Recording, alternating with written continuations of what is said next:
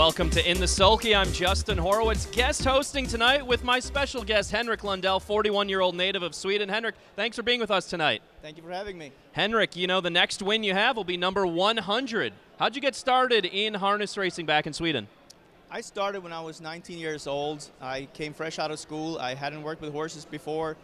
Nobody in my family did, so I wanted to try something else. Me and a couple friends, we owned a piece of a horse, so I wanted to try it out, and here I am, 20-some years old later. Now that's pretty unique, because normally a lot of people in our game, they come from a family full of harness racing. It's in your blood from day one. So what was it about the sport that really got you into it, that wanted you to make it part of your career? Well, at first I wasn't sure what I wanted or if I wanted to, but I liked it. I wanted to learn what's happening behind the scenes and stuff, and I got really into it. So who was the one that was most responsible for teaching you everything and kind of giving you a chance to get involved? Actually, it was a guy who was here over racing like 30 years ago. His name was Thomas Nilsson. He had a horse named Legolas. I'm sure Holly knows him. And that's who I started with. And what was it? What did you learn those early days? I mean, were there times where you thought, this isn't for me? I mean, I don't come from a horse racing background either, and certainly to get up close and personal with horses can be a tough challenge at the beginning. So were there days where you thought maybe you made the wrong decision? There were plenty of those days in the beginning, but the more I learned, the more I liked it. So I was pretty sure pretty early that this is for me. And when did you come over to the States from Sweden? I was actually here in '96. I worked for Jimmy Tetrick for 6 months, and then I went home. And I worked in France, I worked in Sweden, I worked in Italy, and I came over here again in 2004. So when you came over in 2004, what was the plan? What were your goals after working in a lot of different places and getting a taste of it working for the master, Jimmy Tetrick? What was kind of the goal, and what did you think you were going to accomplish at that point?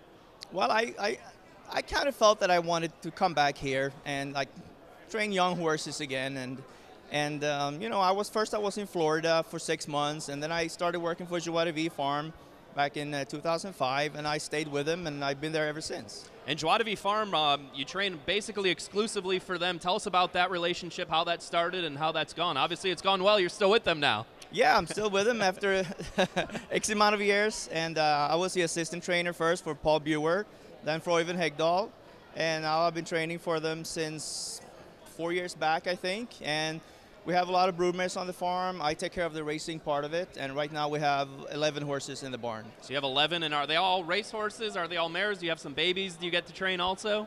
We have 2 babies, both pacing fillies, and we have a couple trotters, and most are actually pacing mares. So when you work basically specifically for one ownership group, and especially one that's involved in the breeding game, do you train differently for them when you know that the breeding game is kind of the ultimate result for them? Not really. You always train to get the most out of the horse, but you always have in the background that you always have a backup plan with the mare, like if she's not, you know, racing up to what you think she would, that you can always breed them instead. Now, I know that you drive some of your horses a little bit here and there. Is driving something you always wanted to do, or is that just something that kind of happened so you get a better feel for the horses that you train? A bit of both. I never really had the urge to be a driver per se, but sometimes you go to smaller tracks and you know your horse and you have an advantage there. And you know, some horses I really like to drive. Now, I saw you last summer. You went up to Tioga, and I thought that was such a huge handicapping angle. Henrik Lundell ships a horse up to Tioga, puts himself down to drive. I mean, right? That's a good angle, right? Yeah, I don't know if it's good or bad, but that's what happened. So yeah, sometimes I go on the road and I like to drive a horse just because I know them. Exactly. Now, you have a couple of mares in tonight, and I want to take a look at those two. Race 4, That Woman Hanover, morning line favorite, making her 3rd start back. Maybe she's rounding into form now. She took a mark last July right here at the Meadowlands, 150 flat. That was with Jim Marone Jr. driving. He's back up tonight. Is she ready to fire her best shot? I don't know if she's ready to go 150 like last summer, but is she ready to, you know, fire that best race back tonight? Well, I don't think anybody's going to go 150 tonight, and I don't think she will either, but she's getting better and better. She has some tie-up issues that are reoccurring every now and then. She had tons of bad luck. She got stuck in traffic last week, and the rail didn't work out at all for her. Timmy said that he might have choked her a little bit when he got in traffic trouble. So I hope she can stay out of trouble tonight. Are you concerned about the rail? Is she's right back there again tonight, or is that just kind of a situation where you get into some trouble, but it's not, you know, hopefully it doesn't happen again? Yes and no. Last week she was in a race where there was a runaway horse on the front, and they went 54 to the half, and she got in all kinds of trouble. Normally she can leave well.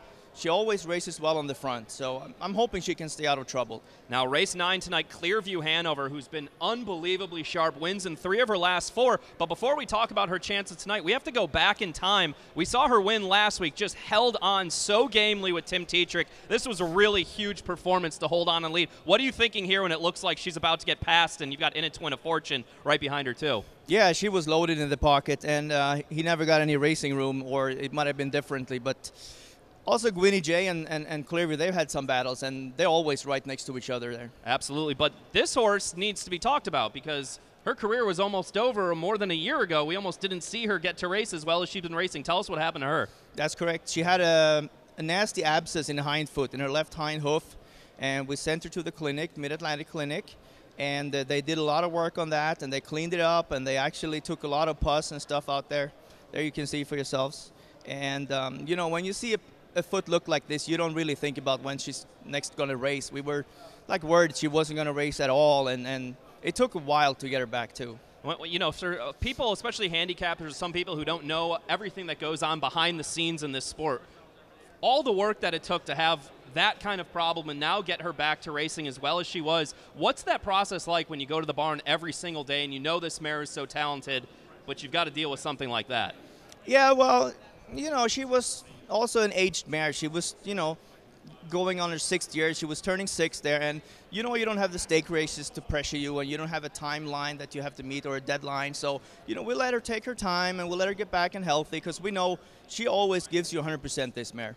Absolutely. Now, tonight we have Anthony Napolitano taking over for Tim Tetrick, who's out of town. What's the strategy like? Can you put her on the lead? She's got post 8 tonight, so it's going to be a little tough for her. Yeah, it's we drew outside of the worst foes there, so I don't know. I don't tell the drivers what to do.